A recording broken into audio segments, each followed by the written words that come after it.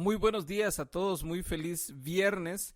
Bienvenidos a ya antesala a un nuevo fin de semana y a este nuevo episodio, el episodio número 30 de Reflexiones, el podcast de discusión inteligente y razonable creer en Dios. Mi nombre es Juan Callejas y es para mí un gran gusto de verdad estar con ustedes y agradecerles su audiencia durante estos ya 30 episodios, 6 semanas continuas que hemos estado haciendo estas lecturas y estas reflexiones.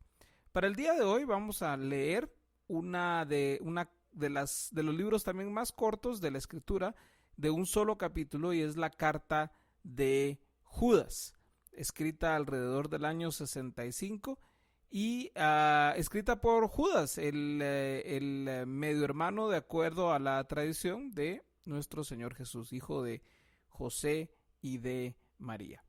Así que entremos directamente en la lectura de la carta de Judas en su capítulo 1 o capítulo único, leyendo desde la nueva traducción viviente.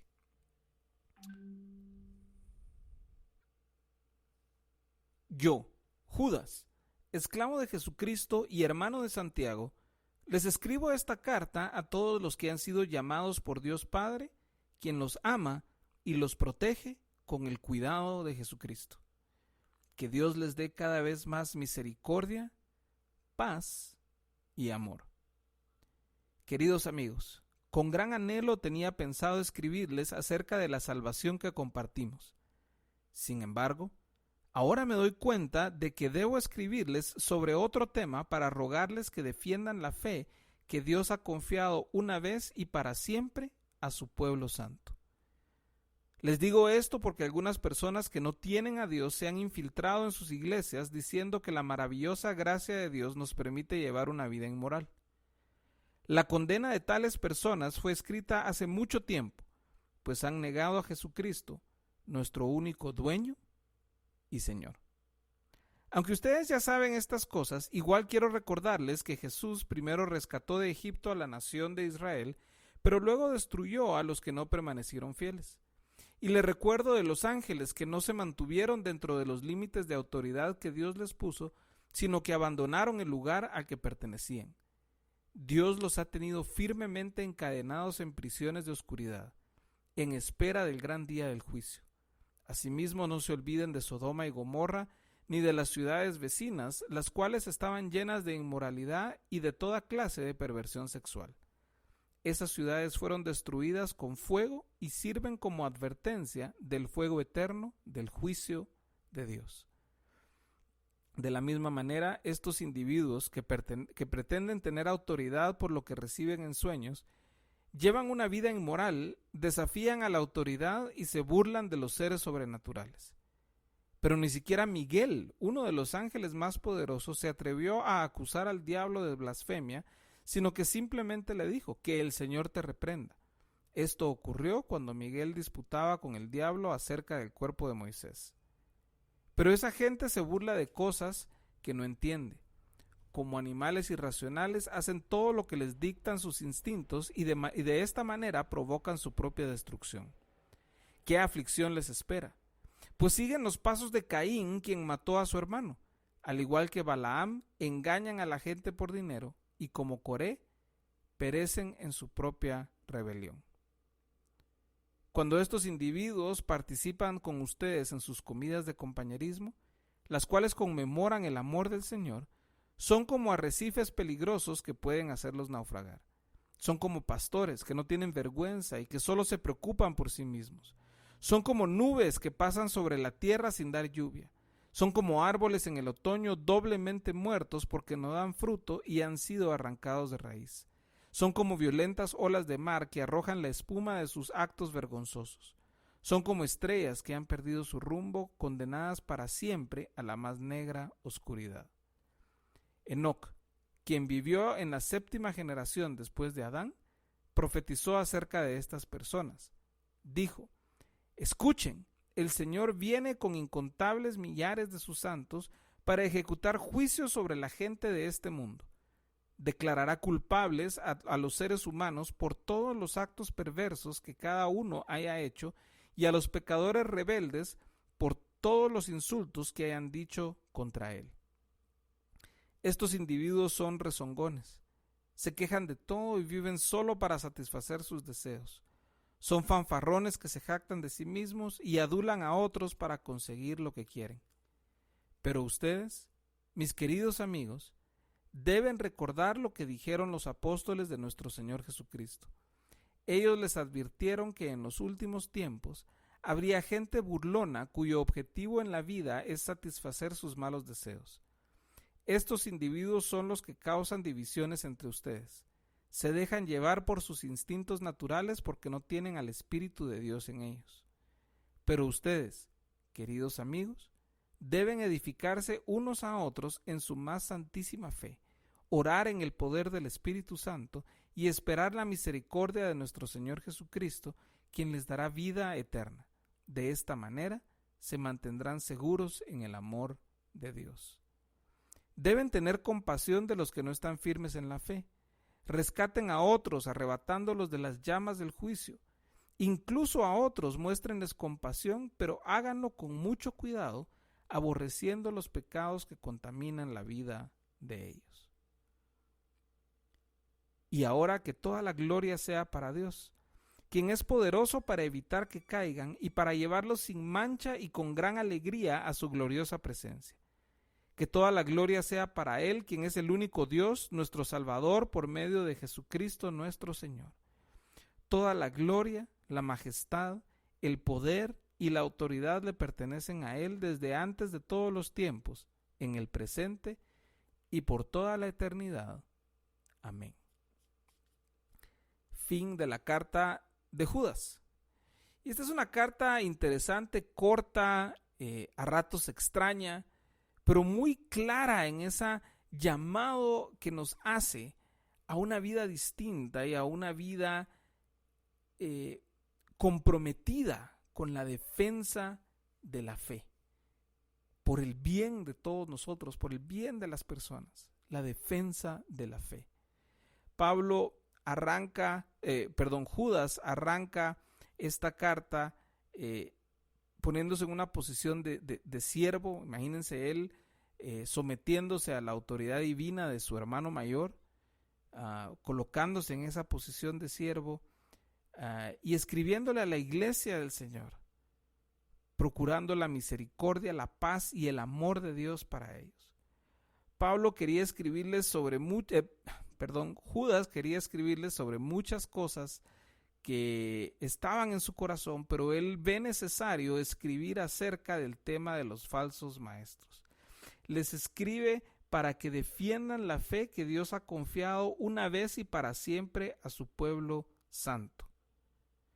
Y él identifica, les dice, hay personas adentro de la iglesia, adentro de las iglesias locales. Vean que dice, algunas personas que no tienen a Dios se han infiltrado en sus iglesias.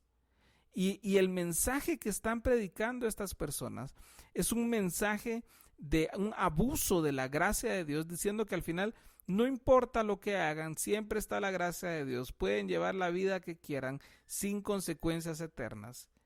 Y Judas es muy claro en advertirle a la gente en contra de esto, de advertirles y decirles de que estas personas tienen una condena seria, que estas personas tienen, que el juicio de Dios va a venir. Y Judas les describe el juicio de Dios que va a venir, recordándoles cómo Dios ha juzgado a otras naciones y a otras personas y a otros pueblos a lo largo de la historia. Les recuerda de cómo juzgó a Egipto y cómo rescató a Israel, pero a la vez cómo juzgó a los israelitas que no le fueron fieles a Dios. Le recuerda también de los ángeles que se fueron en contra de Dios, que se rebelaron en contra de Dios, y esto incluye a Satanás y toda esta historia, y cómo ellos también están esperando su condena para el día del juicio. Le recuerda de Sodoma y Gomorra, de cómo estas ciudades llenas de toda esta perversidad, también fueron destruidas por fuego, y cómo esto nos anuncia lo que Dios va a hacer a la hora de traer justicia.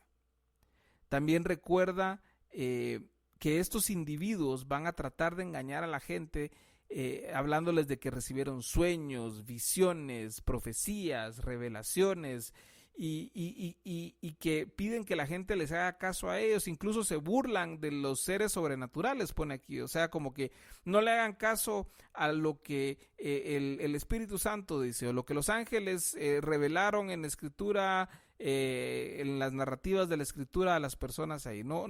Y hacen burla de todo esto. Y él hace un énfasis, habla acerca de cómo el arcángel Miguel, ni siquiera él se atrevía a reprender al mismísimo diablo.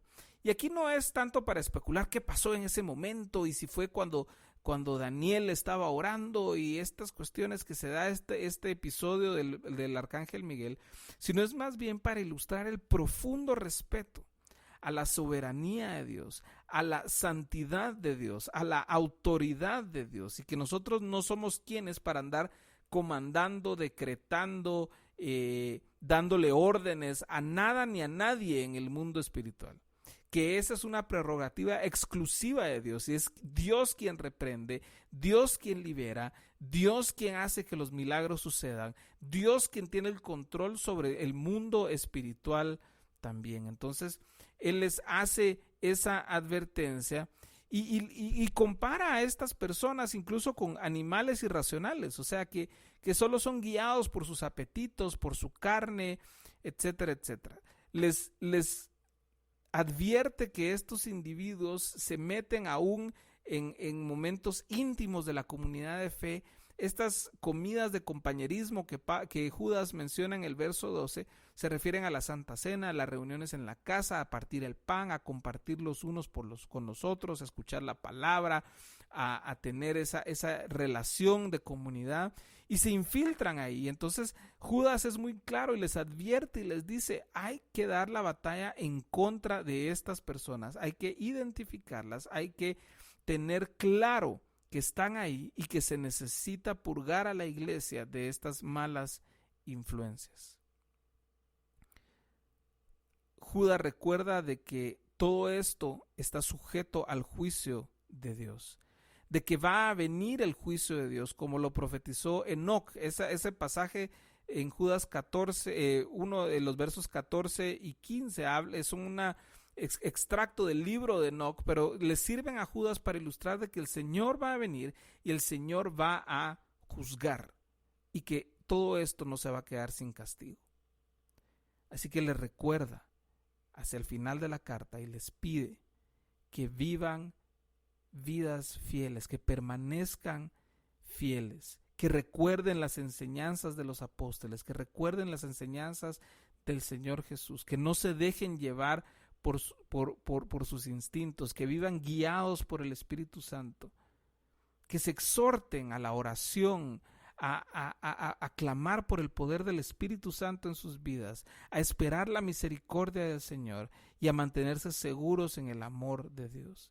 Que tengan compasión de los débiles, que rescaten a las personas del engaño, que lo hagan con compasión, con amor, pero que aborrezcan lo malo que hacen, no a apapachar el pecado, sino a aborrecerlo y a restaurar a las personas. Y todo, como en los últimos versos del 24 en adelante, para la gloria y honra de nuestro Señor Jesucristo. Espero esta lectura de Judas rápida haya sido de bendición para ustedes y que los motive a leer la carta, a explorarla más. Esto no pretende ser una exégesis exhaustiva del texto, ni mucho menos, una reflexión nada más. Pero espero haya sido de bendición para ustedes. Primeramente Dios, el lunes nos vemos con una nueva lectura y una nueva reflexión aquí en Reflexiones, el podcast de discusión inteligente y razonable creer en Dios. Mi nombre es Juan Callejas. Nos vemos.